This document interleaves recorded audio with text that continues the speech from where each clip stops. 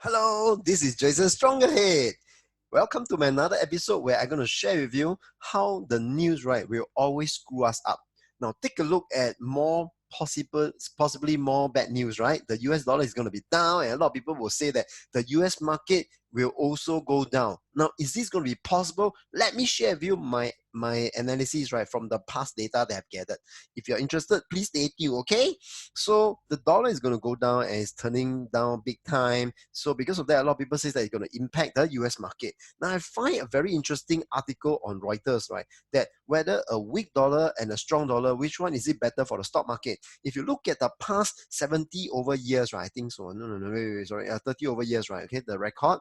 Okay, so if you look at overall, now when the dollar is up, the market is up. When the dollar is down, the market can still be going up, no? So overall, you can see that when the dollar is up, the market is up. When the dollar is down, the market is still up about close to 50% of the time. So in another way, it's 50-50, right?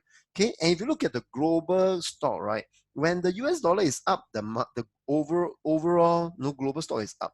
When the US dollar is down, the global stock overall the global market is also can still be up. So overall, when the US dollar is down, the market is still can be up about 20 over about 46% of the time. So therefore, you can see that it's 50-50 chance. The correlation between US dollar and the stock market performance, you can say that it's very weak. So it doesn't mean that when the US dollar is weak, which they will say that because of the deficit, so because of the printing money will cause dollar to be weak. Dollar to be weak, then the whole market will be weak. Actually, not true. I have shared with you before previously that when the US borrow a lot of money and the deficit is high, actually it's good for the stock market. Okay, you can look at the previous episode. So previously I talked about the deficit, and in episode 18, so I talked about even when the deficit is very high, the stock market can continue to go up. I explained that in episode 18. So also they talk about the worst economic downturn, and I talk about the unemployment rate is not a material stock market driver. Okay, and I explain further why is it that when there are so much bad news, right, the market can still go up. And in episode 17, I explained that, can you see when I say that the employment rate is down, the market can still go up, no? And see, look at the news right now. They finally talk about why is it that the Dow Jones ended the week 455 point higher, right? Shaking off the worst US unemployment rate since the Great Depression. Why is that so?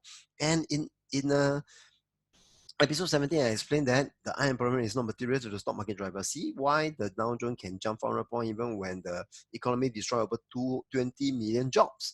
So I explained before that the V-shaped recovery is actually very common. Okay, if you look at the past year in 1932, 1942, 1949, 1957, 1962, 1966, 1970, 1974, 1982, 1987, 1990, 2020, 2009.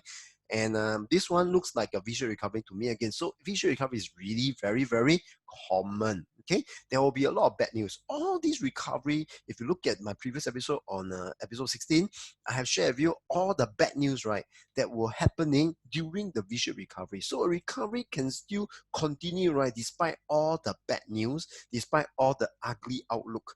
So you cannot just look at the news and use the news to help you decide whether you should invest in the market or don't invest in the market. You'll be screwed by the news.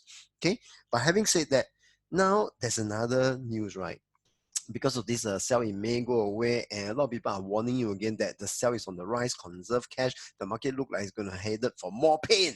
So really, is it going to happen? Remember to watch my episode 21, 22 and 23 where I do a video on sell in May go away, part 1, part 2 and part 3.